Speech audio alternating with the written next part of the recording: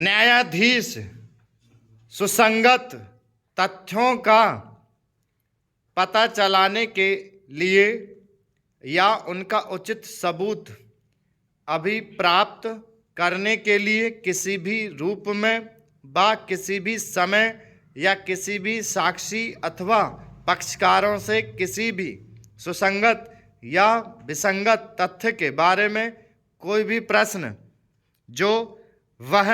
चाहे पूछ सकेगा तथा किसी भी दस्तावेज या चीज को पेश करने का आदेश दे सकेगा और ना तो पक्षकार और ना उनके अभिकर्ता हकदार होंगे कि वे किसी भी ऐसे प्रश्न या आदेश के प्रति कोई भी आक्षेप करें। न केवल ऐसे किसी भी प्रश्न के प्रत्युत्तर में दिए गए किसी भी उत्तर पर किसी भी साक्षी की न्यायालय की इजाजत के बिना प्रतिपरीक्षा करने के हकदार होंगे। पैराचेंज परंतु निर्णय को उन तथ्यों पर जो इस अधिनियम द्वारा सुसंगत घोषित किए गए हैं और जो साम्यक रूप से साबित किए गए हों आधारित होना होगा। परंतु यह भी कि ना तो यह धारा न्यायाधीश को किसी साक्षी को किसी ऐसे प्रश्न का उत्तर देने के लिए या किसी ऐसी दस्तावेज को पेश करने को विवश करने के लिए प्राधिकृत करेगी जिसका उत्तर देने से या जिसे पेश करने से यदि प्रतिपक्षी द्वारा वह प्रश्न पूछा गया होता या वह दस्तावेज महंगाई गई होती तो ऐसे साक्ष्य दोनों धाराओं को सम्मिलित करते हुए धारा 121 से धारा 131 पर्यंत धाराओं के अधीन इनकार करने का हकदार होता है और ना न्यायाधीश कोई ऐसा प्रश्न पूछेगा जिसका पूछना किसी अन्य व्यक्ति के लिए धारा 148 या धारा 149 के अधीन अनुचित होता और ना वह अपवादित दशाओं के सिवाय किसी भी दस्तावेज के प्राथमिक साक्ष्य का दिया जाना अभियुक्त करेगा। साक्ष्य का अनुचित ग्रहण या आग्रहण स्वयंमेव किसी भी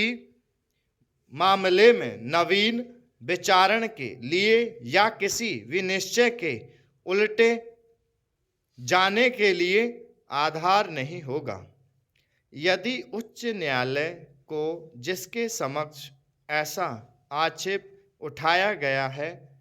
यह प्रतीत हो कि आक्षेपित और ग्रहित उस साक्ष्य के बिना भी विनिश्चय को न्यायोचित ठहराने के लिए यथेष्ट साक्ष्य था अथवा यह कि यदि आग्रहित साक्ष्य लिया भी गया होता तो उससे विनिश्चय में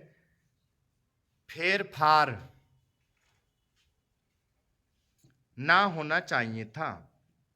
कोई साक्षी जबकि वह परीक्षा के अधीन है किसी ऐसे लेख का देखकर कि जो कि स्वयं उसने उस से व्यवहार के लिए समय जिसके संबंध में उससे प्रश्न किया जा रहा है या इतने शीघ्र पश्चात बनाया हो कि न्यायालय इसे संभाव्य समझता हो कि वह स्वयं व्यवहार उस समय उसकी स्मृति में ताज़ा था अपनी स्मृति को ताज़ा कर सकेगा। जब कभी कोई साक्षी अपनी स्मृति किसी दस्तावेज को देखने से ताज़ी कर सकता है तब वह न्यायालय की अनुज्ञा से ऐसी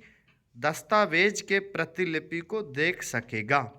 विशेष अपनी स्मृति वृत्तिक पुस्तकों को देखकर ताजी कर सकेगा। कोई साक्षी किसी ऐसी दस्तावेज में जैसी धारा 149 में वर्णित है, वर्णित तथ्यों का भी चाहे उसे स्वयं उन तथ्यों का विनिर्दिष्ट स्मरण नहीं हो, पर ही साक्ष्य दे सकेगा यदि उसे यकीन है कि वे तथ्य दस्तावेज में ठीक ठीक अभिलिखित थे। स्टॉप।